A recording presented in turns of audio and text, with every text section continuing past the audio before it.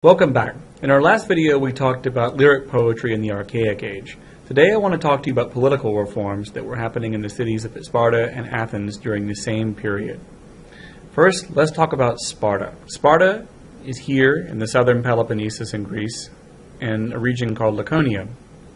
And the Spartans referred to it as Lacedaemon, and here that is in English script. Sparta was populated since the Bronze Age, but it was colonized by Doric invaders around 1000 BCE. During the 8th century, a long war led to an increase in the status of Sparta when the Spartans conquered the neighboring town of Messenia and turned its population into Helots. What are Helots?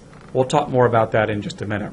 It was during this period that a number of reforms were made by a lawgiver named Lycurgus. He is a man who lived between 800 and 730 BCE, and he organized Spartan society around the following principles or ideas. Citizens, who were freeborn Spartan men, were part of a professional army and were not allowed to support themselves through agriculture or trade. Well, how are you going to live if you can't make money for yourself? They were supported by Helots. These are the former inhabitants of Messenia who were conquered by the Spartans. And they worked the private estates of Spartans and provided them with food. Spartan society had a council of citizens known as a boule. And above the boule were ephors, who were a group of 5 overseers elected by the citizens with veto power over the boule.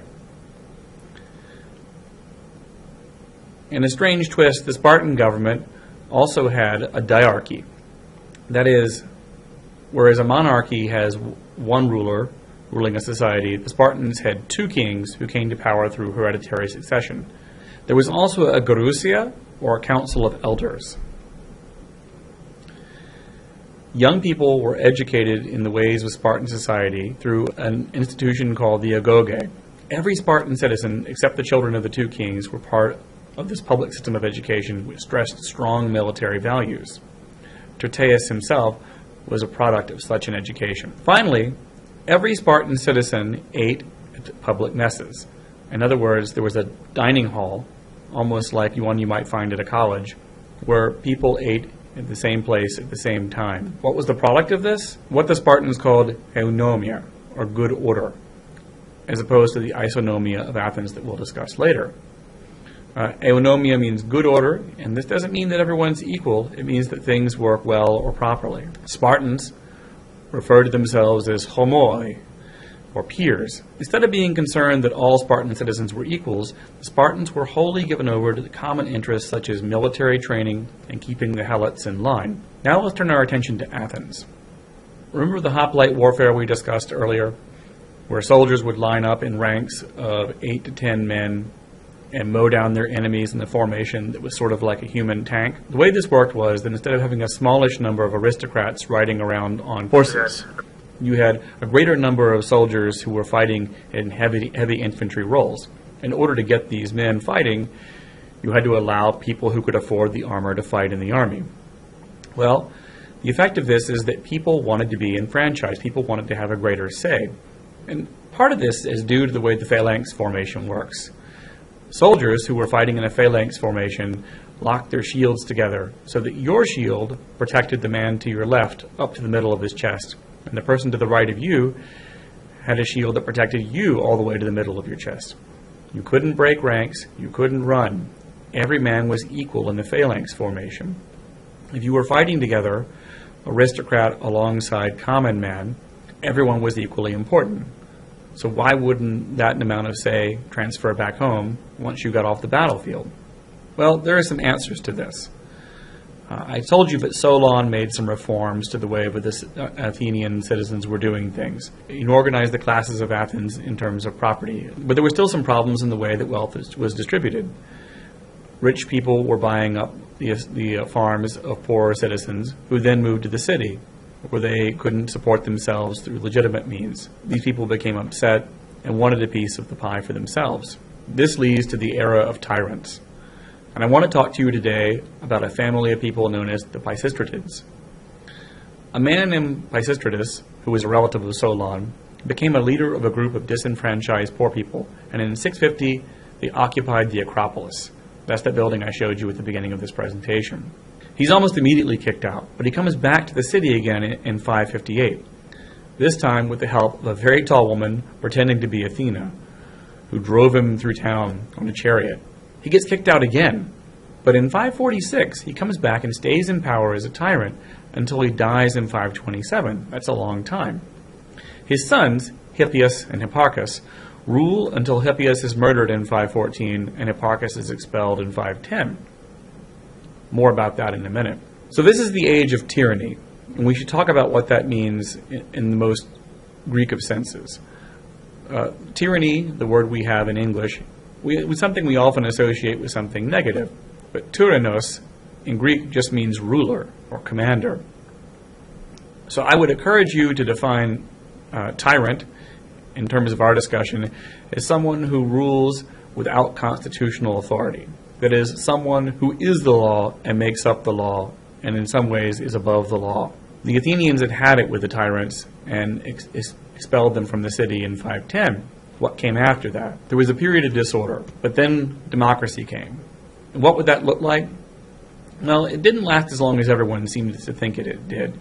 It only really lasted from 507 to 322 BCE. Democracy comes from the Greek word demokratia, which is a compound of the two words demos, meaning people, and kratos, meaning rule. In its most simple terms, what does Athenian democracy look like? It looks like this. Every adult citizen, and citizens were 30-year-old males, were allowed to vote and hold office. Speaking in front of the assembly was very important. You had to express your opinions to make your will known. Trials were held in public court for the purpose of upholding the law. Things were not done in secret. And this was a way of getting around the kind of vendetta justice that existed before, that pitted neighbor against neighbor. It puts the government in between people when they have squabbles. Well, how did this come about? Cleisthenes, who we'll think of as the father of Athenian democracy, with the help of his noble family, the people of Athens, drove the Pisistrates out of the city with the promise of a radical reform, democracy. His rival, Asagoras, not wanting Cleisthenes to get the upper hand, got help from the Spartans to drive Cleisthenes out of the city. Cleisthenes had to leave, but not for long. In 507, Asagoras is exiled, and Cleisthenes returns to Athens with some reforms. And here are the reforms I want you to remember when we think of Athenian democracy. Classic Athenian democracy looks like this. 1. He changes the division of Athens from 4 tribes corresponding to family to 10 tribes corresponding to your deme. And demes are kind of like neighborhoods or administrative districts of a city. It has more to do with geography than it does with tribal affiliation. 2. He bans all names derived from the name of one's father and institutes names derived from one's deme. There were 10 demes, so your family name then, your last name, came from the deme in which you live. He increased the city council, or boule, from 400 citizens to 500 citizens, with 50 from each deme. Members of the boule were chosen by lot, not by family connection. So the way they decided that you were serving on the city council was more like jury duty than anything else. He reorganizes the law courts so that at any point, anywhere from 201 to 5,001 jurors could be chosen at any time. That's a lot of jurors. Even 201 is an enormous number. 5,001 is an outrageous number. The reason for this is it's very difficult to bribe that many people, and he wanted to ensure that the outcome of trials was decided honestly. He introduces an institution called ostracism, whereby a citizen could be sent into exile for a period of 10 years if 6,000 votes for ostracism were cast. What did you have to do to get ostracized? Something really bad, typically a religious crime. He also created a system whereby 10 strategoi, or generals, were elected, one from each deme, and served a 1-year term of office. And in its most radical form, these strategoi, as they were called, took turns commanding the army in a 10-day rotation. Cleisthenes never actually referred to his reforms as demokratia, or democracy. Instead, he preferred the term isonomia, which means equal rule. Everyone is equal under the law. Contrast with that with the Spartan eunomia, which has to do with things running and operating smoothly. Athenian democracy was raucous and loud and at times disorganized. And I think this is part of the reason why it didn't even last 200 years. Still, when we talk about democracy in its most pure form, this is what it looks like. And it's quite unlike what we have here in our federal republic in the United States of America. Stay tuned for my next lecture on the coming of the Persian Wars.